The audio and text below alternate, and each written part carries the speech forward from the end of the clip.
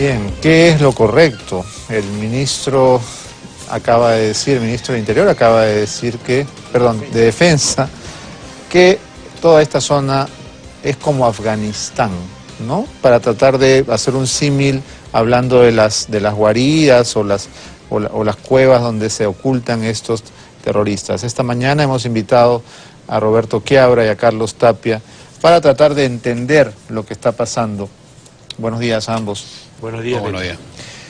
Carlos, ¿cuál debería ser la denominación? ¿Por qué no comenzamos por ponernos de acuerdo? ¿Son terroristas, narcoterroristas, secuestradores, sicarios? ¿Cómo los llamamos? Primero, la importancia de resolver ese problema. Con el general estábamos conversando de que desde la época de Sun Tzu, hace 2500 años, hay que conocer al enemigo para saber combatirlo. Pero si tú lo caracterizas de una manera equivocada, tu táctica, tu estrategia también va a ser equivocada. O sea, esto no es una discusión solamente académica. Por ejemplo, cuando se dice subversivos, el subversivo es aquel que quiere cambiar el régimen, quiere capturar el poder por la vía violenta, quiere construir otro tipo de Estado. Yo sospecho que los hermanos Quispe no están muy interesados en cambiar el Estado, están interesados en tener plata y están interesados en convivir con el narcotráfico, fagocitándolo y tercerizando la función de la violencia armada. Entonces, ¿cómo debería ser calificado? Primero, en términos globales, son una banda armada, ¿no es cierto? Se pueden disfrazar con uniforme de camuflaje, pero son una banda armada. Y esa banda armada, ¿qué cosa es lo que hace? Realiza acciones contra la policía, contra el ejército en los corredores de la droga. Y ellos, para venderse como necesidad para el negocio de la droga, tienen que tener armas. Y cada vez más se van involucrando en toda la industria del narcotráfico. Yo he dicho siempre de que quitas a los Quispe, los capturas, los desapareces, los eliminas, y el hábitat de la violencia, producto de una economía ilegal, va a permanecer. En los estados del norte de México no están los hermanos Quispe, y hay 40.000 muertos, ¿no es cierto? El problema principal, estratégico, es cómo resolver el hábitat sociopolítico, que es tributario de la violencia, porque es una economía ilegal. El 60% del Producto Bruto Interno del BRAE viene de la coca. Pero ¿qué cosa hay que hacer ahora? Ahora todos tenemos que cerrar filas y, francamente, que nuestras Fuerzas Armadas, la Policía Nacional, cumplan con sus objetivos y sean capturados o eliminados en combate. Ahí no puede haber izquierda, derecha, centro, arriba, abajo. Todos tenemos que cerrar filas, ¿no es cierto? Pero eso no quiere decir que no seamos lo suficientemente normales en el análisis para decir, no son victorias impecables, hay problemas, tenemos que resolver el problema de inteligencia. ¿Cómo llegaron 80 hombres a Quepachato? ¿Cómo se llaman? Con sus fusiles AKM, en bus, ¿cómo llegaron? Nadie informó de eso. O sea, hay problemas que tienen que ser resueltos, ¿no? Y para que podamos en el largo plazo abordar una estrategia que verdaderamente reconstruya la paz y el tejido social, la falta de Estado, la no existencia de institucionalidad. Beto, para terminar, la violencia no solamente es de los Quispe palominos, sino también hay el narcotráfico de violencia. ¿Cómo crees que actúan los jueces ahí? ¿Cómo crees que actúan los fiscales? ¿Cómo se llaman los profesores? El hábitat es de violencia. Es como consecuencia de una economía ilegal, perseguida. Es como la película del siglo pasado, en los años 30, en Chicago, pues, ¿no es cierto? Cuando hay, en la época de la prohibición. Entonces tenemos que resolver eso con una mirada de largo plazo. Ahora, en el corto plazo, sí, pues hay que resolverlos y capturarlos o eliminarlos en el combate. Ojalá se pueda, ¿no? Porque no puede ser que los titulares hablen de victorias y las caras que vemos cuando se entrevistan a los familiares no son muy victoriosos, llamémosle así, ¿no? General Quiabra, se refiere Carlos evidentemente a este titular que ya lo hemos mostrado varias veces en el programa de hoy, pero que no deja de indignar porque hay muertos, porque hay heridos, porque hay desaparecidos, porque hay poblaciones desplazadas ante la amenaza de bombardeo. ¿A usted le gusta hablar de rescate o de liberación? Y en cualquiera de los dos casos, ¿cuáles serían las virtudes y defectos militares que encuentra? Permíteme continuar la respuesta que empezó y se fue.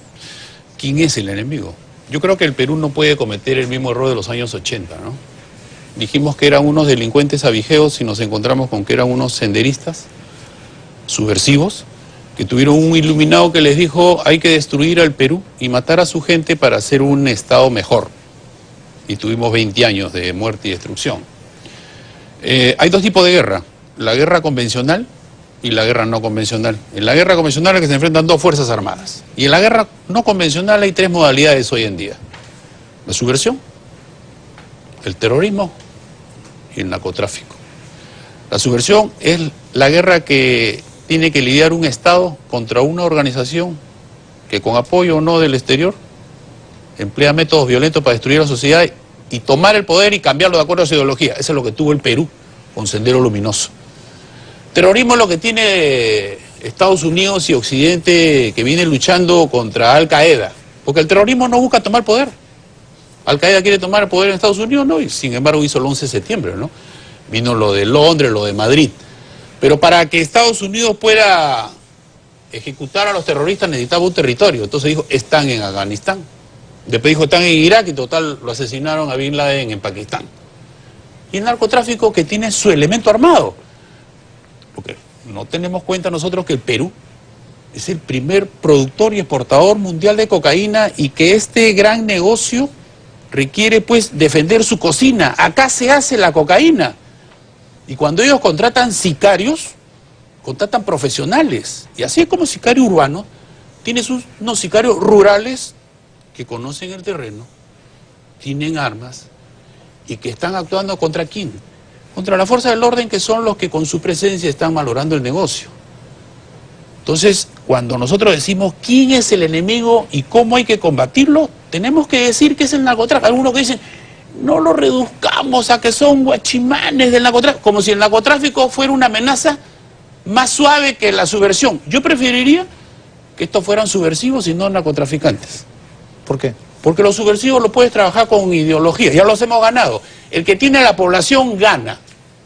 Cuando el Perú logró tener a la población que la habíamos perdido, le quitamos la fuente de abastecimiento, de seguridad que eran los pobladores a los subversivos. Pero cuando derrotamos militarmente a los subversivos, no se hizo la consolidación. La consolidación era la presencia del Estado en estas zonas. Mejorarles la calidad de vida, presencia del Estado, educación, salud, carreteras, comercio, algo que les permitiera a los retornantes, a los nunca capturados y a los que habían cumplido su condena, tener una oportunidad de ganarse la vida, lo que está haciendo Colombia hoy en día. Colombia, de los 18.000 que eran hace 10 años, hoy son 8.000. ¿Y qué hace con esos 10.000 que se han desmovilizado? Un programa social, tierras y apoyo para que puedan vivir, porque si no, ¿de qué viven? Entonces, estos se han regresado y encuentran que todo es lo mismo. Entonces, si encuentran que todo es lo mismo, ¿qué cosa hago? Soy profesional pues en esto, soy profesional porque me conozco las rutas y porque puedo apoyar en esto que me va a ganar mi plata. Sé manejar armas. ¿Dónde está el Estado? Entonces, cuando tú dices, esto lo soluciono, ¿cómo? ¿Enviando a los soldados en las alturas del Bicatán y poniendo 2 puestos policiales antidrogas? Entonces, si el enemigo es el narcotráfico, ¿qué estamos haciendo? ¡Nada!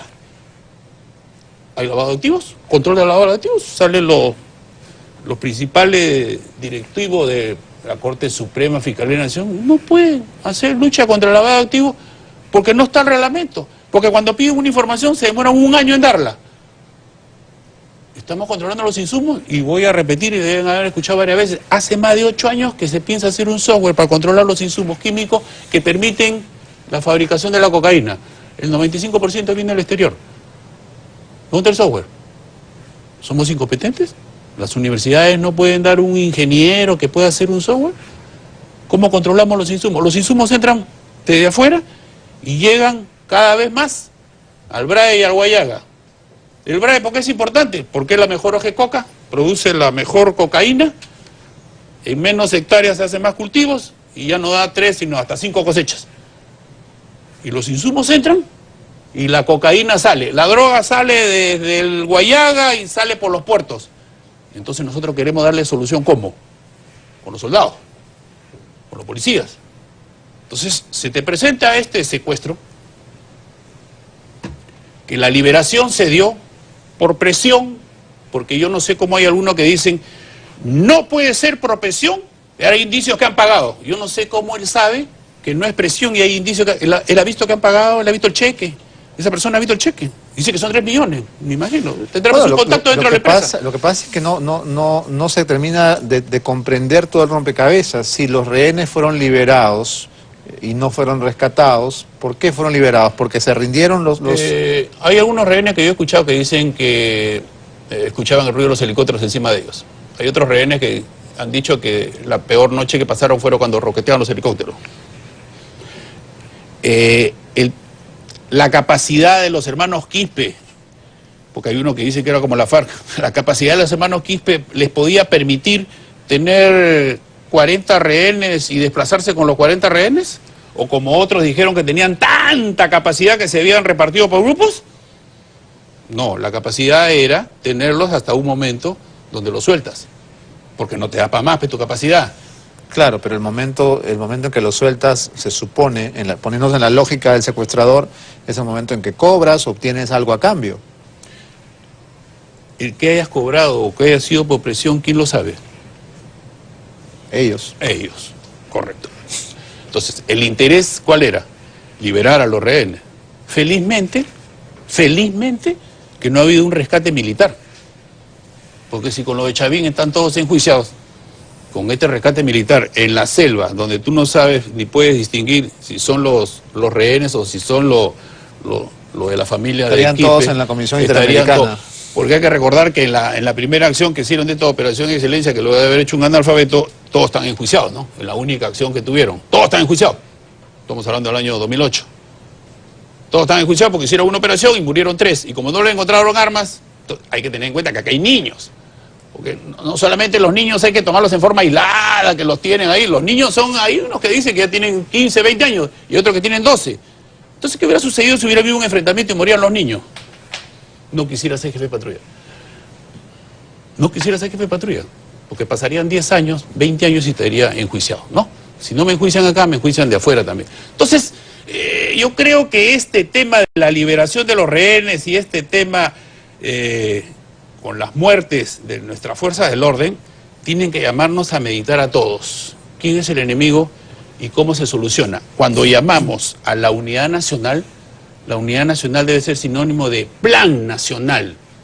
Cuando llamamos a enfrentar y apoyar esta lucha, tenemos que ver que esto no es problema de un gobierno, este es problema de varios gobiernos, y esto no es un problema militar, este es un problema de todos. Mientras que nosotros no nos demos cuenta de que este enemigo nos está ganando, que es el narcotráfico, porque el narcotráfico no solamente es Bae y Guayaga, 12 regiones del Perú tienen sembrío de coca. La droga sale por Piura, sale por Tumbes, sale por Loreto, sale por Puno. No solamente sale por el Bray y Guayaga, que sale por los puertos.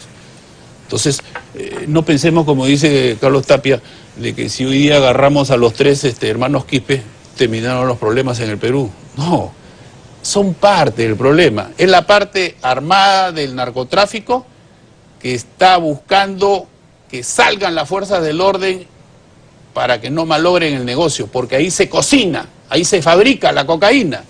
De aquí se distribuye a América del Norte, de ahí sale la cocaína de acá. Si acá se deja de producir el negocio de la cocaína, se pierde. Bueno, ya está apareciendo el negocio de las drogas sintéticas. Entonces, ese es el negocio que están cuidando, ¿quién? Esta amenaza transnacional. Esta no es una amenaza a los Quispe. Los Quispe son los sicarios rurales profesionales que conocen muy bien su trabajo y que les pagan bien. ¿No has visto tú la familia esta Gutiérrez en Ica?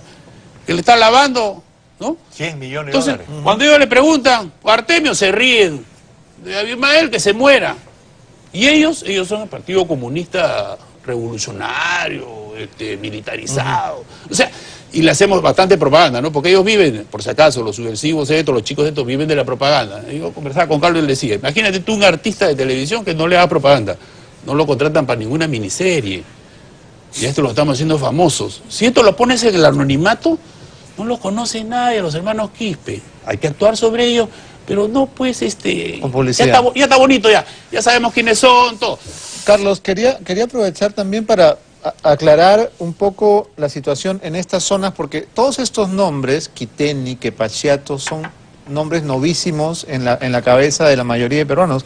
Nunca los escuchamos. Y cuando se refieren a estas zonas del país, dicen, bueno, pueblos olvidados, ¿no? Remotos, que no figuran en el mapa, pero son poblaciones que están enclavadas en la zona de mayor riqueza. Algunos han llegado a decir el corazón energético del Perú. No sé si esto es exacto, pero en todo caso son poblaciones que reciben enormes cantidades de dinero por el canon minero. Entonces, ¿por qué esta contradicción? Un distrito que tiene tanto dinero no tiene ni siquiera una comisaría, un juzgado, es decir, está sumido en el abandono absoluto. Los estudiantes de nuestro país empiezan a conocer su geografía cuando los hechos luctuosos se producen, ¿no es cierto? Ajomarca, Uchurajay, Lucanamarca, Quepachiato, Quiteni. Esa es la realidad. ¿Qué sucede? En el caso de Quepachiato, no te olvides que ahí se va a instalar una planta de licuefacción del gas. O sea, no es cualquier cosa, ¿no? Y esa zona, esos distritos tienen una gran cantidad del canon que se da en la región del Cusco. El problema es el siguiente, que la zona del BRAE, que comprende distritos de Quimbire, Pichari, y lo que ahora estamos viendo, el Cusco, en la parte de Ayacucho, en la zona del N, todo eso, a mi entender, debe ser ubicado como una zona particular de intervención estatal de largo plazo. Puede ser una región temporal, autónoma, con un mando político centralizado, porque los problemas que se cobijan ahí son problemas que piensan afectar, como muy bien dice el general Quiabra, Roberto, todo el país. No es cierto, ¿cómo se llama?, que el narcotráfico simplemente se desarrolla en eso, de ahí nace, ¿no es cierto?, de ahí se cocina, pero va corrompiendo y penetrando. El narcotráfico no captura el poder como los subversivos, lo penetra. Lo controla. 7 años el Ministerio de Producción se demoró en sacar la resolución para impedir que ingresara gasolina al N. 7 años. En el N se producen 200 toneladas de clorhidrato de cocaína, o sea, no es fácil lo que estamos viendo. Nosotros alguna vez hablábamos de conformar una oficina de un comisionado presidencial con categoría de ministro. En 1970, cuando tú todavía no habías nacido, Beto, CRIRSA, cuando hubo el desastre del norte, se formó CRIRSA con un ministro.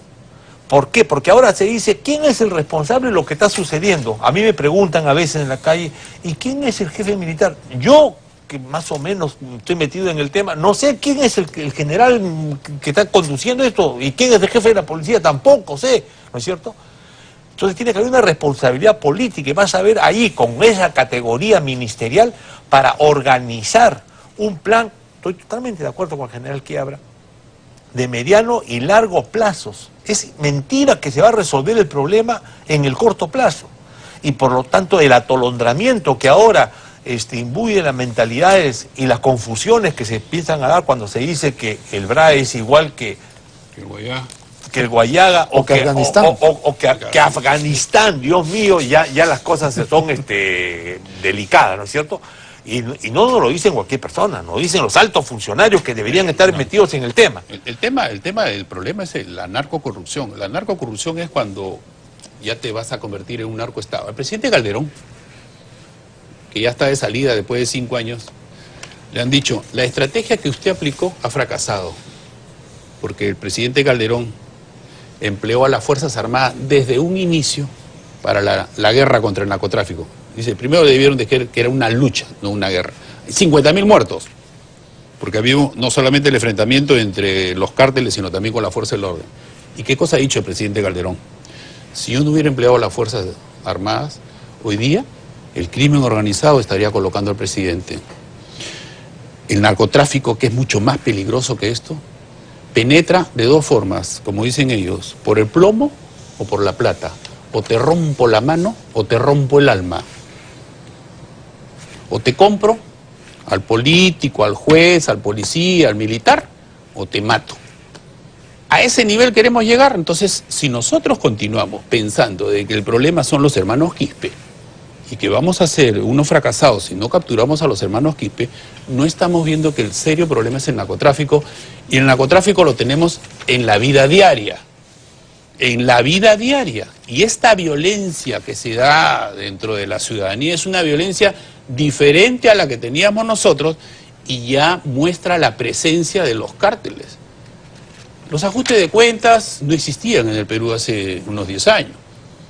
Entonces tenemos nosotros que ver que este problema del narcotráfico, si lo seguimos manejando de esta manera y no como una política nacional, vayámonos al acuerdo nacional. Le hemos quitado mérito al acuerdo nacional. En el acuerdo nacional están todos los partidos políticos, todas las organizaciones de la sociedad. Pongámonos de acuerdo, hagamos una política nacional, porque esto no es de 5 ni de 10 años.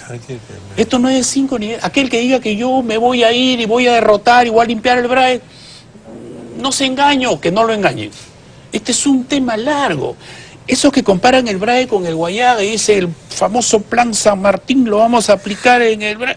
El Plan San Martín descansa en la carretera marginal, tan criticada del presidente Belaúnde en su época. Si no existiera la carretera marginal del acero, los productos no podrían salir pues a Trujillo, Chiclayo, o a Huánuco, a Pucallpa, Lima. Tú vas al BRAE, caminas una cuadra y ya no sale nada. Entonces las familias las hemos perdido. ¿Se dedican a qué? Al narcotráfico. Las familias. Entonces las familias, tú tienes que recuperarlas. ¿Cómo las vas a recuperar? ¿Con bases militares? ¿Con presencia policial? No. Titúlale las tierras, dales apoyo técnico, dales un soporte para que puedan ganarse la vida de otra manera. Si no, esto va a ser un cuento de nunca acabar y van a pasar 20 años y vamos a seguir teniendo más muertos. Y a mí lo que más me preocupa es la sociedad que estamos formando. Ayer salió un diario del bullying. Una encuesta donde hay un estudio de una universidad que dice el 50% ha sufrido los efectos de un insulto, una amenaza, pero el 64% de los encuestados dicen que ellos no participan en la defensa. O sea, hay un 64% de indiferentes. Si a esto le sumas tú unos profesores que han sido sancionados por terrorismo, y como somos debilones en el Perú, y les tires a la libertad, que han vuelto a ir a enseñar, porque Sendero Luminoso es el único grupo subversivo que empleó parte del magisterio en la captación de su gente. Entonces, esa misma gente vuelve a enseñar en las aulas. Si a eso le sumas tú que los libros tienen un contenido, ya pasó, ¿no? El efecto de los libros. ¿Qué pasó el efecto de los libros? Ya se olvidaron del contenido de los libros. Tú vas al Ministerio de Educación, nadie hace control de los libros. Entonces tú tienes unos profesores que han sido terroristas. Y los autores de los libros también. Y los correctores que emplean las empresas. Entonces, tú tienes... ¿Qué sociedad estamos formando? Cuando hay un operativo policial donde no hay ningún alcalde que haya dicho lucha frontal contra la microcomercialización de la droga. No. Hace un operativo policial, agarra una familia que dice que se gana la vida vendiendo quetes a los colegiales y todos los vecinos atacan a la policía. Pues esa gente son asesinos porque matan en vida a esta gente. El ejemplo de esta chica, la modelo venezolana, es el ejemplo de lo que le pasa a la gente. Tienes un viejo que también es vendedor y la mete al consumo de crack y mira cómo está. La chica lo que busca es salir. ¿Y qué sociedad estamos formando cuando ayer en el Clásico a alguien se le ocurrió, que no conoce, un minuto de silencio por la capitán de la policía que ha fallecido? Con trompeta. ¡Qué vergüenza! Todos seguían cantando y el trompeta tocando el minuto de silencio. O sea, ¿para qué hacemos eso? Peor. Te vas a Italia, donde un soldado italiano muere en Afganistán y el minuto de silencio no se escucha a nadie. Y hay hasta un día de luto. Acá, indiferencia. Ignorancia también. Ignorancia, indiferencia. ¿Y sabes qué? Porque no se me debe ir. Y dejémonos de hipocresías. Dejémonos de en el Congreso minuto de silencio. No van a pasar y todos apoyamos. Costo cero. ¿Cuánto vale la vida del teniente Delgado, de la capitán, de los suboficiales, que son los que llevan el peso en esta guerra? O sea, los de abajo. ¿Cuál es su sueldo?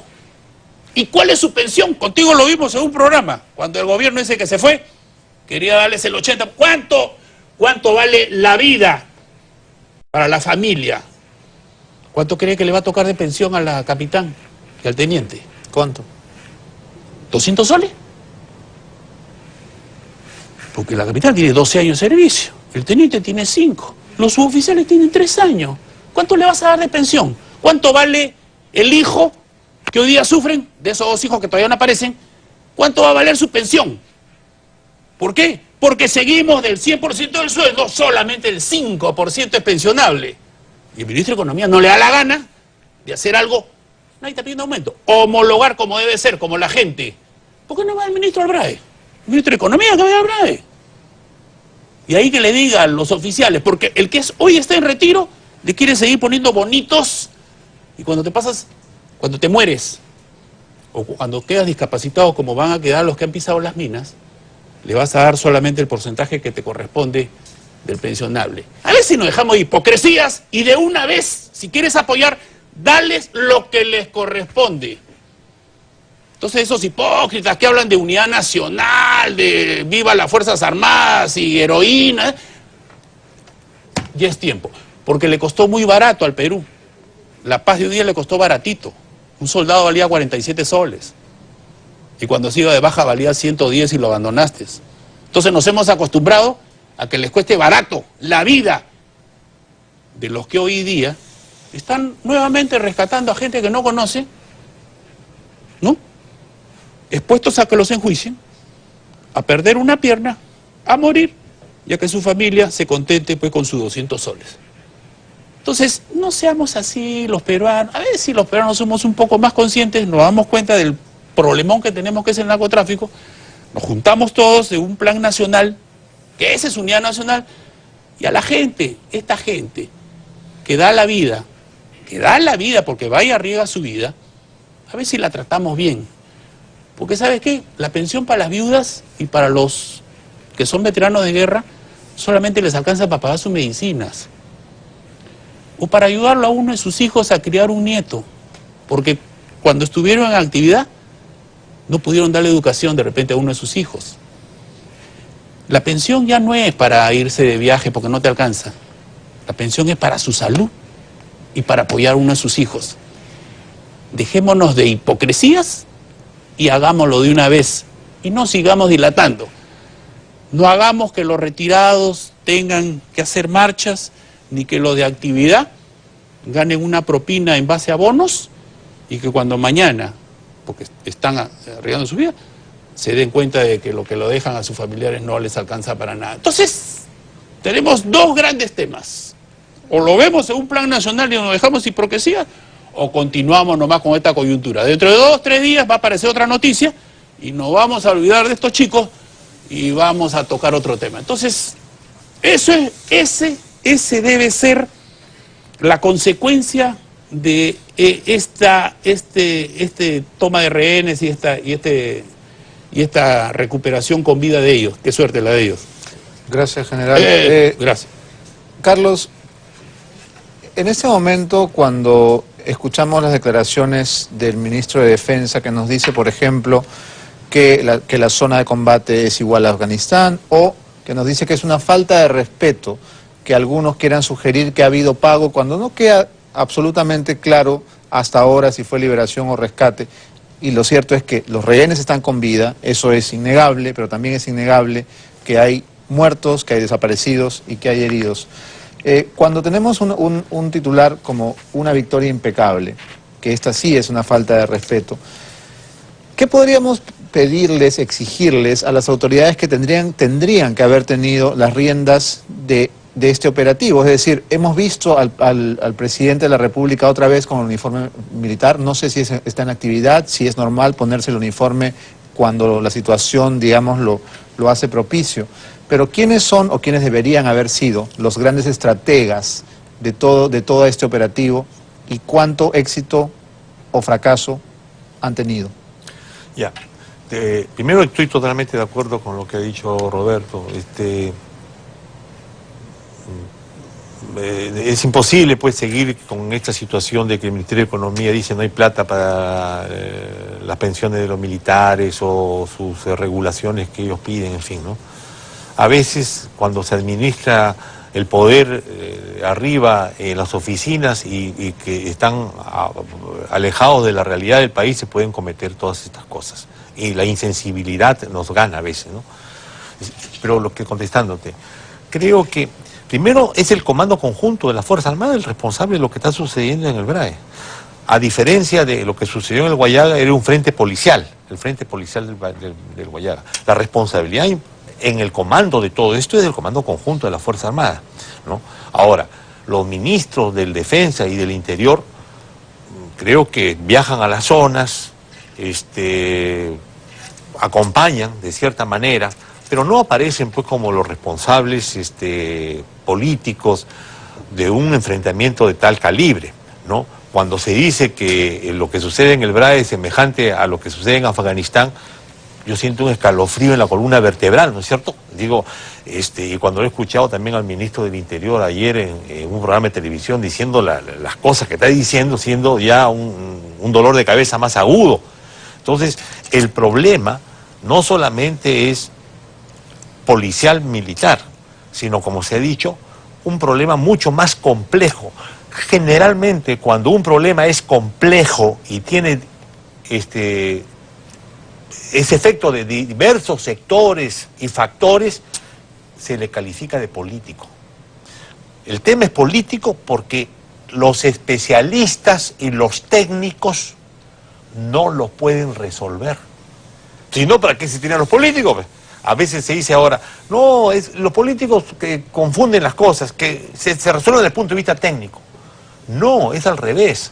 Cuando los problemas son complejos, los técnicos que son sectorizados no pueden resolverlos y por eso se requiere una visión política. La política tiene que ver con el estadista, ¿no es cierto? El tema del presidente Ollantumala que va y que señala que hay que capturar a los Quispe, en fin, me parece que está bien, pero la función de un presidente sobre este tema complejo debe ser, es decir, organicemos entonces una voluntad colectiva política para decir, resolvamos en el largo plazo el problema del narcotráfico. Cuando vemos que están la estrategia militar, entiendo, señalando a los pobladores de la zona, salgan de acá porque vamos a roquetear y vamos a cañonear, la situación es bien discutible, porque ¿qué es lo que está sucediendo? Diciendo, salgan todos los civiles porque los que quedan los vamos a roquetear, ¿no es cierto? Cuando si el tema es del narcotráfico como estrategia principal, a esos pobres pobladores abandonados no lo podemos decir, salgan ustedes, porque ellos dicen, los militares fueron los que nos dijeron que salieron y que van a matar a nuestros animales. O sea, hay una visión, ¿no es cierto?, no compleja del asunto, limitada. Lo que no quiere decir que hay que apoyar la persecución, la captura y la eliminación de todos estos grupos armados, bandas armadas. Pero el problema en su complejidad tiene que ser abordado con una visión estadista y que convoque a todas las fuerzas del país, ¿no? Perdón, ¿sí es como Afganistán? Que le den pues a las Fuerzas Armadas del Perú la fuerza que tiene Estados Unidos y toda la OTAN. Si queremos compararnos con Colombia, Colombia es exitoso. Operación Fénix, Odiseo, Camaleón. Pero Colombia para hacer esa operación emplea 54 helicópteros y 12 aviones. En el Perú, 5.4 helicópteros, 1.2 avión, ¿no? Y los colombianos pues bombardean. Si acá bombardeáramos y tuviéramos pues 54 helicópteros y 12 aviones, esto hubiera sido mejor, ¿no? Pero si tú tienes 5.4, 5 helicópteros y un avión, entonces, o es Afganistán, de repente no sabemos como Afganistán, como Colombia, los medios, pues.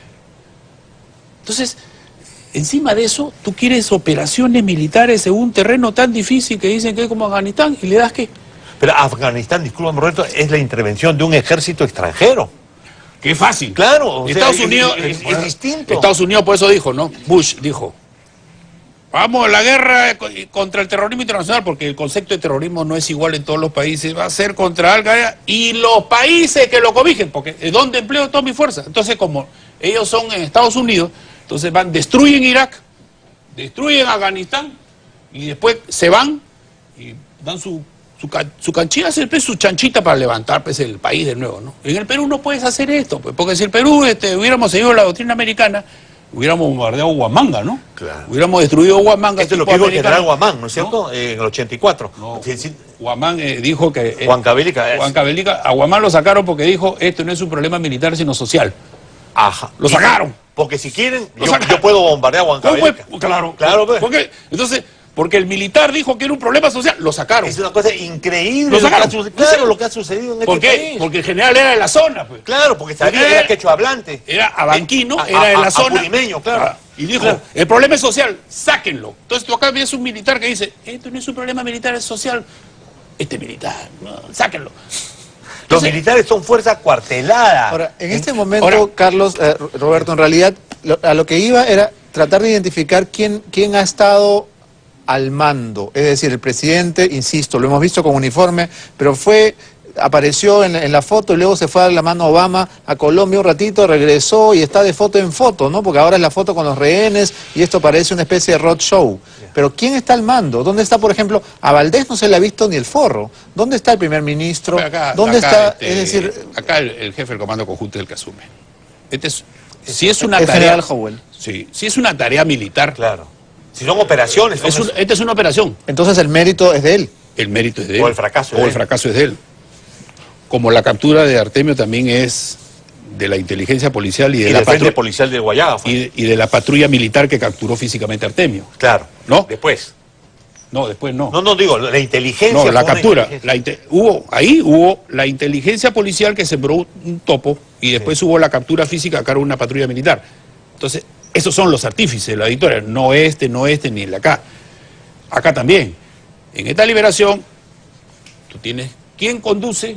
Déjenlos solitos a ellos. Uno podría cuestionar, por ejemplo, la estrategia militar. Yo tengo 35 años en este negocio. Yo no soy como esos que leen un folleto de 4 páginas y se creen estrategas militares, o como aquel que tiene su vademecum de fragatas y cree que es almirante y cuestiona la Lupo, o el otro que dice que ve sus avioncitos y dice por qué es y no el otro, ¿no?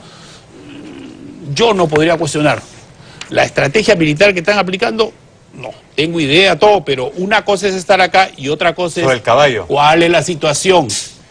¿Esto es lo mismo que sucedió en el 2002? No, porque allá los rehenes en menos de 24 horas fueron liberados y se inició la operación persecución, que hay que tener mucho cuidado porque esa es la ventaja de ellos, porque entramos al terreno de ellos, ¿no? Por eso es que vemos que ellos, ¿cuáles son las bajas que nos hacen? No por enfrentamiento, las minas.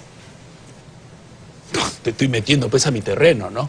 Entonces, pero es esperable, ¿no? Cuestionar las tácticas y las estrategias militares, yo creo que corresponde solamente a los que hoy día están... y no hay que tener miedo a asumir los errores tácticos.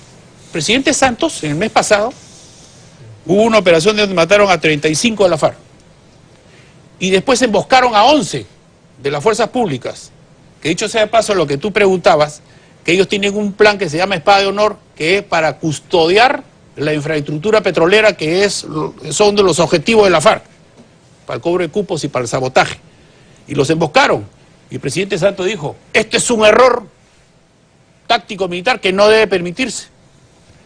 Y después ha habido otra acción positiva, 33 de la FARC. Entonces, ¿qué cosa quiero decir? Que así como ascendemos y recompensamos, también tenemos que asumir cuando cometemos errores, ¿no? Y una última pregunta de tipo militar, general Quiabra.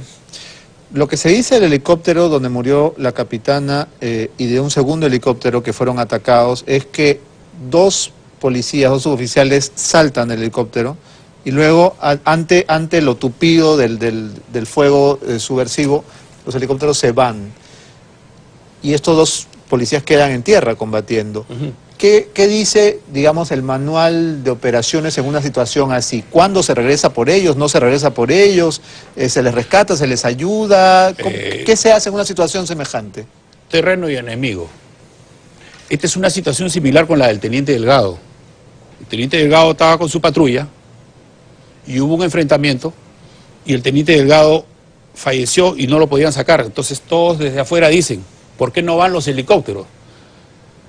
Pero si ese estratega o ese táctico hubiera reaccionado rápidamente sin pensar quién es el enemigo y envía el helicóptero, en estos momentos se hubieran tumbado un helicóptero con 20 soldados adentro. ¡Ah! Y han tenido que hacer una operación con patrullas por tierra. Entonces, la táctica y la estrategia no es así tan fría, 2 más 2 son 4. Todo el mundo pensaría que vayan los helicópteros. Eso es lo que pensaba al otro lado, pues. Ven. En este caso es similar. En este caso es similar, han estado bajando. El objetivo siempre es los helicópteros. Hay que tener en cuenta que ellos tienen armas de largo alcance, de las que les han dado y las que nos han robado, y tienen muchas posibilidades a corta distancia de bajarse un helicóptero. Entonces, los helicópteros se retiran y ahí tienes que montar tú una operación donde tiene que haber un rescate por tierra. Quién sabe, tendrías que hacer un bombardeo, una cortina aérea, ¿no? Esa es la táctica. Pero tú no puedes emplear el mismo cliché para todo. Tú antes empleabas el cliché de que vas y roqueteas por arriba y sale la patrulla. Hoy día no, pues, porque este es otro enemigo. Este es un enemigo donde todos tienen armas de largo alcance y tienen posibilidades de derribarte un helicóptero. Entonces, y tienen RPG que se pueden fácilmente bajar un... Entonces, esos riesgos son los que te pinta el de inteligencia, el de operaciones. El de operaciones hace su maniobra, pues. La estrategia es ciencia y es arte. Ciencia son los conocimientos, el arte es cuando la aplicas. Por eso que todos no son Rommel, pues. Todos no son Napoleón. Porque hay que ser artista de la guerra también. Cualquiera que lee un documento y se aprende de memoria no es estratega, pues, porque cuando la aplicas, uno se afina y otro desafina, ¿no? Entonces yo creo decía que el jefe supremo del Comando Conjunto, el general Howell, tiene el mando operativo, sí, pero, y está allá. Pero el jefe supremo de las Fuerzas Armadas es el presidente. Es que ¿sabe qué pasa? Acá siempre nos hemos olvidado de los años 80 y algo importante, la directiva de gobierno. Los militares, así como hablamos de que no son deliberantes y son subordinados, los objetivos militares obedecen a un objetivo político. Habría que preguntar dónde está la directiva de gobierno y cuál es el objetivo político para que los militares la cumplan, ¿no? Quiero 10 segundos para intervenir del lado no militar. Interviene. ¿No? Hace 4 años que están allá los militares en el BRAE, ¿no es cierto? No, 2008, ¿no? Claro, pues, sí. Estamos en 2012, sí. ¿no es cierto? Hay toda una brigada ahí, hay 800 policías, hay compañía de comando combinada, y creo que los civiles podemos hacer un balance, porque ¿cómo se llama? Si no, es decir, no podemos opinar, ¿no es cierto? Hago un paréntesis, antes que continúe, yo te voy a hacer un balance de los militares. Un paréntesis al paréntesis, o sea, un corchete. Se hizo la operación Excelencia 777 en agosto del 2008, ¿no es cierto? Sí. Para este plan BRAE. Y al día siguiente le recortaron 600 millones a ese presupuesto. Un civil, el ministro de Economía, para que no haya inflación. ¿Y qué dijo el ministro de Defensa de esa época? Que es un civil, me siento más perdido que Adán al Día de la Madre, y los mandó a los soldados. Si hubiera sido un militar, de repente dice, no voy. Entonces, claro. Los civiles son, ¿no? Los militares cumplen. Yo no hubiera cumplido. Bueno, pero no. Entonces, ese plan nació muerto. No, 600 millones nace muerto. Pero, y si tú le quitas el presupuesto... Deje mi interrupción con la venia de la presidencia. Con la venia de la presidencia. Mi interrupción ha sido interrumpida. Quito el corchete y que siga el paréntesis. Bueno, es que hay una confusión entre civiles y políticos, ¿no? Roberto se refiere a los políticos, a los que gobiernan. No. Yo refiero a los civiles como el tema que opinamos como analistas, porque yo no estoy en parte de... Pero tienes que conocer que hubo una reducción de 600 millones. Claro, está bien. Está bien, pero por ejemplo, en Unión Mantaro están tirando morteros en estos momentos, ¿no es cierto? ¿Y por qué? Porque son como fuerzas acuarteladas, el militar, y que con operaciones que a la población la perjudican, eso no va a servir para resolver el problema del BRAE. Yo no sé por qué se pone al comando conjunto de las Fuerzas Armadas para resolver el problema del BRAE. ¿Por qué? Coincidimos. ¿Por qué es eso? ¿Por qué? ¿Por qué? Porque los políticos no quieren asumir su responsabilidad. Coincidimos. Por eso, ¿ves? Coincidimos. Entonces, debe haber ahí un comando político, que los militares en su área, ¿no es cierto? Que con los recursos que se requieran, en fin. Pero la resolución del problema es un problema político.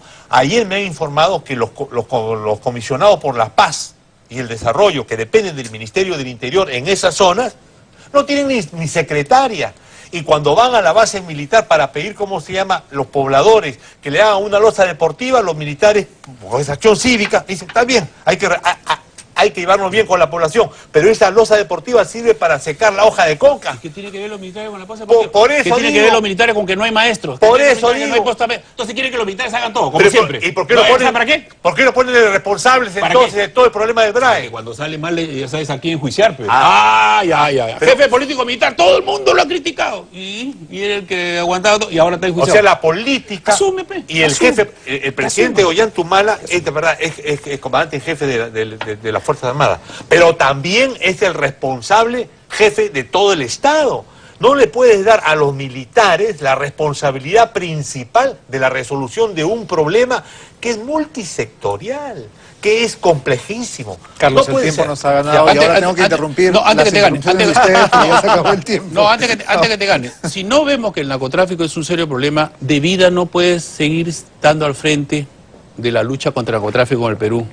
La otra vez le preguntaron, ¿qué hace usted con lavado de activos? Voy a coordinar. No puede. Si es la jefa, tiene que ordenar. Pero si va a coordinar, Bien, bueno.